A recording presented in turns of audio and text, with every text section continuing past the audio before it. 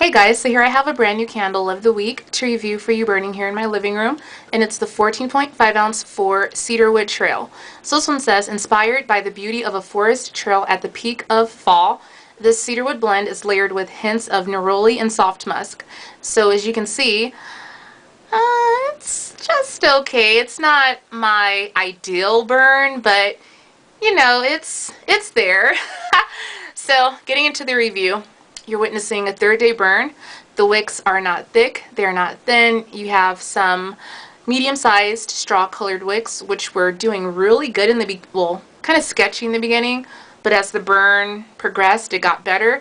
And then the pits. So this candle went from, I don't know, to excellent to, yeah, it's just there. So, all right, I lit the candle the first day, and then the wax melted, pulled out. It took so long. It took like an hour.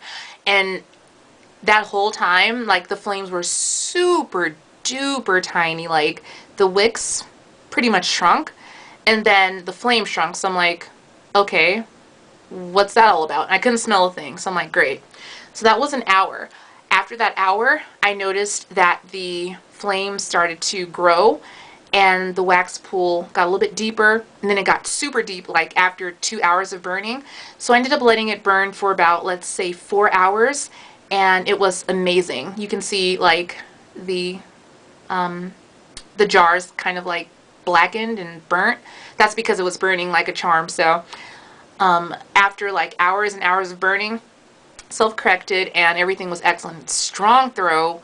I was on the floor, couldn't move, choked me out, super strong. I don't know how it'd be like a small room at this point, but for a large room, it was excellent. So looking pretty good on the first day. Kind of sketchy, kind of iffy, but after you let it burn out and self-correct, it just kind of all fell together and worked out. So that was the first day.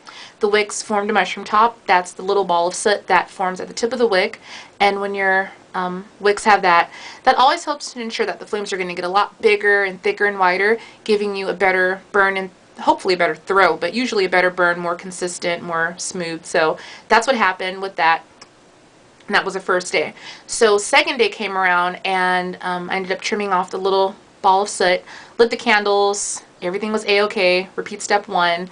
Kind of sort of sketchy. The flames were super low. Then after like maybe 30 minutes, the flames grew, wax pool got deep. So that was pretty cool.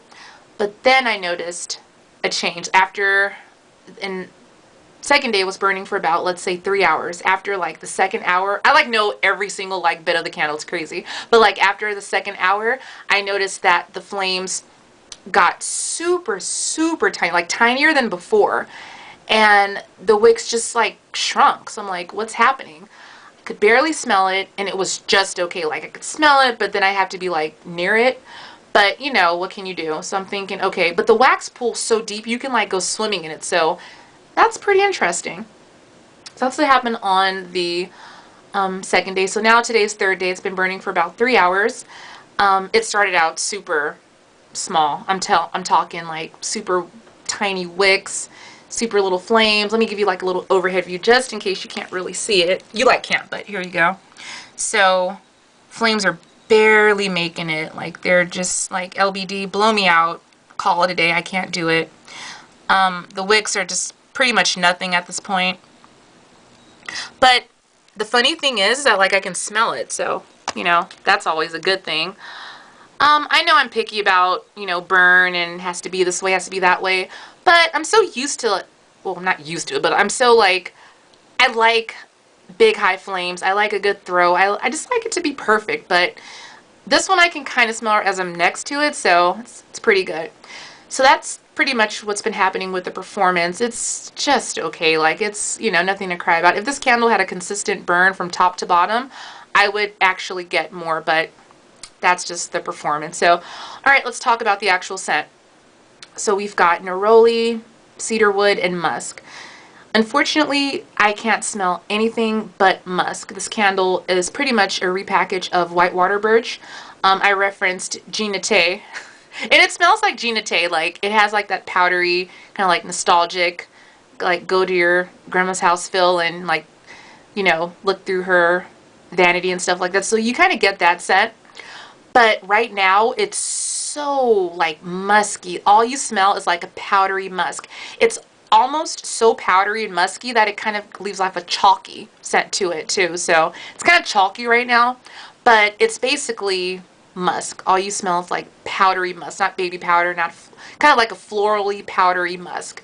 It's crazy. And with neroli, I'm kind of picky with it. I kind of like it to be as authentic as possible, but usually neroli ends up smelling kind of like oily. And of course it's mostly like oil, essential oil, but like, I don't know. I'm really picky about neroli. Like neroli and coriander, I just nitpick it. I'm like, it has to be like this, it has to smell like that.